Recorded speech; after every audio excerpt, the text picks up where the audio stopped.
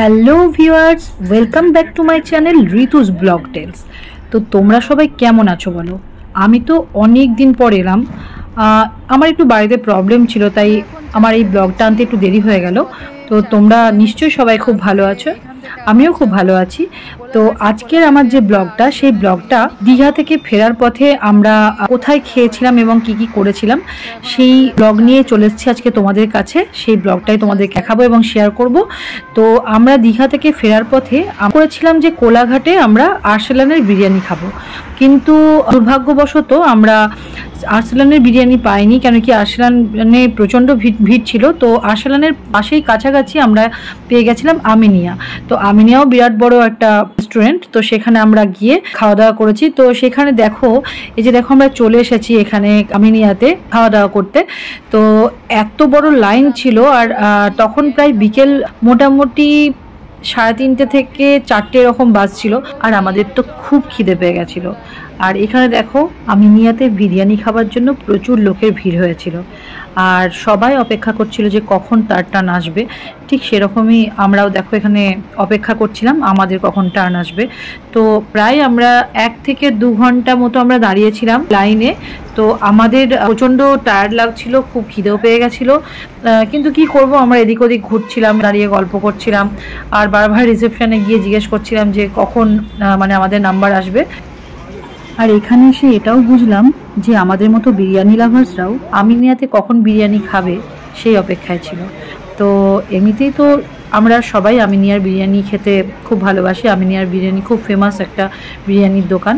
তো যেমন আরসালান, সেরকম আমিনিয়ার বিরিয়ানি অনবদ্য এখানকার বিরিয়ানি। আর আমরা ঠিক করেছিলাম যে বাড়িতে নিয়ে আসবো না, ওখানে বসেই খাবো।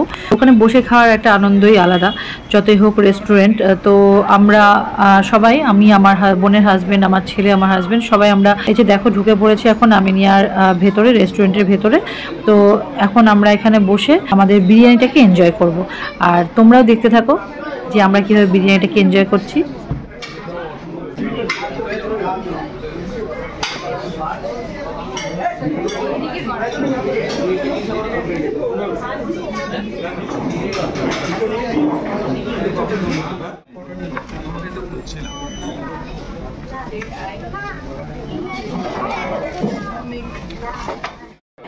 ভেতরে ঢুকে বসার পরে আমাদের খুব বেশিক্ষণ অপেক্ষা করতে হয়নি খাবারের জন্য।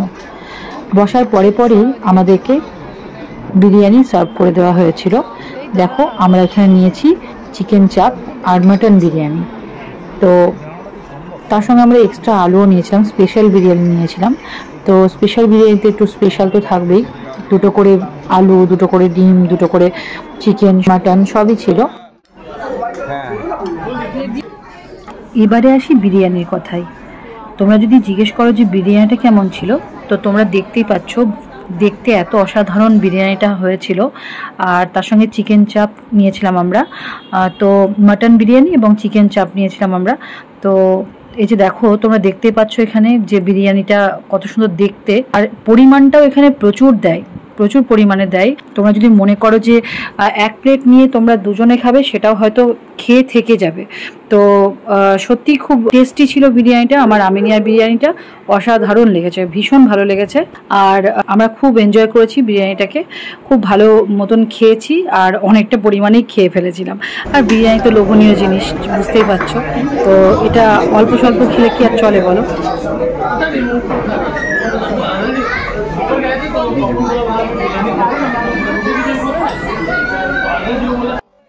এত টেস্টি বিরিয়ানিটার রিয়াকশান না দিয়ে আমি পারলাম না, তাই আমি একটু ভালো করে রিয়াকশানটা বুঝিয়ে দিলাম তোমাদের যে বিরিয়ানিটা খেতে কতটা টেস্টি ছিল।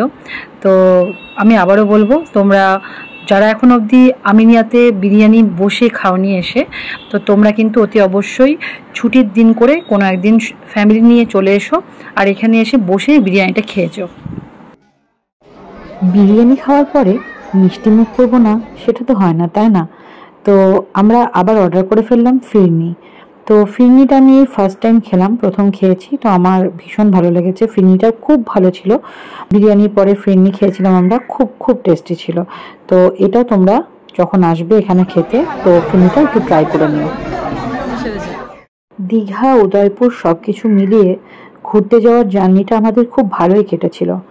তো যতটাই সময় এগিয়ে আসছিল আমাদের মনটা খুব খারাপ করছিল। মন তো অলরেডি খারাপ হয়ে গেছিলো, তবে এখানকার বিরিয়ানি খেয়ে, আমিনিয়ার বিরিয়ানি খেয়ে আমাদের মন সত্যিই খুব ভরে গেছিলো। তো আমাদের এখন বিরিয়ানি সমস্ত কিছু খাওয়া কমপ্লিট হয়ে গেছে। এবার আবার আমরা বাড়ির দিকে রওনা দেব। তো এই যে দেখো আমাদের পুরো প্লেট ফাঁকা, আমরা টেবিল ফাঁকা করে দিয়েছি, পুরো প্লেট ফাঁকা করে একেবারে এবার বেরিয়ে পড়েছি আবার রেস্টুরেন্টের বাইরে। আমরা আবার গাড়িতে চেপে আবার আমাদের বাড়ির দিকে রওনা দেবো। আমরা এখন বিরিয়ানি খেয়ে পুরো ফুল হয়ে গেছি একেবারে, খুব ভালো লাগলো বিরিয়ানিটা। তো এবার আমরা আবার কলকাতা দিকে রওনা দেব। সবথেকে লোভনীয় হচ্ছে এটা, পরিবারের সদস্যদের সঙ্গে কোথাও ঘুরতে গিয়ে বসে খাওয়াটা সেটা তো অন্যই আনন্দ, তাই না? তো আমাদের দুটো আনন্দই হয়েছিল। আমরা তো ঘুরতে গেছিলামই, আর তার সঙ্গে সঙ্গে ফেরার পথে আমরা আমিনিয়াতে বসে বিরিয়ানিটাও খেয়ে ফেললাম। তো আমরা এই যে দেখো পেট পুজো করে আবার মন খারাপ করে আমরা আবার বাড়ির পথে চললাম। তো আমাদের যখন বিরিয়ানি খাওয়া হয়ে গেল তারপরে আমাদের যেন রাস্তায় শেষ হয় না, মনে হচ্ছিল আরও একটু দেরি করে ফিরলে ভালো হয়। আর যতটাই সময় এগোচ্ছিল ততই আমাদের পিছনকার স্মৃতিগুলো মনে পড়ছিল, আমরা যা যা আনন্দ করেছিলাম।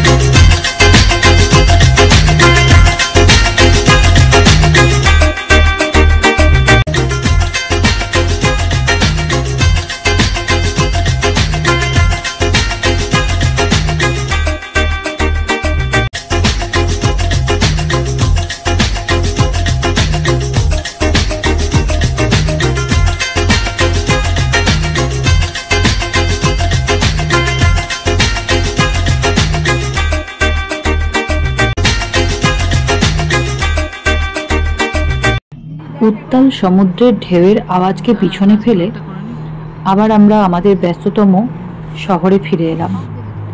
সেই আবার একই কোলাহল, একই গাড়ির আওয়াজ।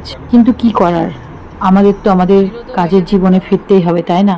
অনেকটা আনন্দ আর কিছুটা দুঃখ নিয়ে আবার ফিরতে হবে আমাদের স্বাভাবিক জীবনে, আবার এগিয়ে চলতে হবে নতুন কোনো গন্তব্যের উদ্দেশ্যে। বাড়িতে চলে এসেছি, গাড়ি পার্কিং করা হবে গ্যারেজে। তো বন্ধুরা, তোমরা কিন্তু অতি অবশ্যই জানিও যে আমার এই ব্লগটা তোমাদের কেমন লাগলো। আর আবার কোথাও ঘুরতে গেলে তখন তোমাদের সঙ্গে আবার সেই ঘোরার মুহূর্তটাকে শেয়ার করব আমার নেক্সট কোনো ব্লগে। তো ততক্ষণের জন্য তোমরা সবাই খুব ভালো থেকো, এবং অবশ্যই ভালো লাগলে আমার চ্যানেলটাকে লাইক, শেয়ার অ্যান্ড সাবস্ক্রাইব করে দিও। এখনকার মতো টাটা।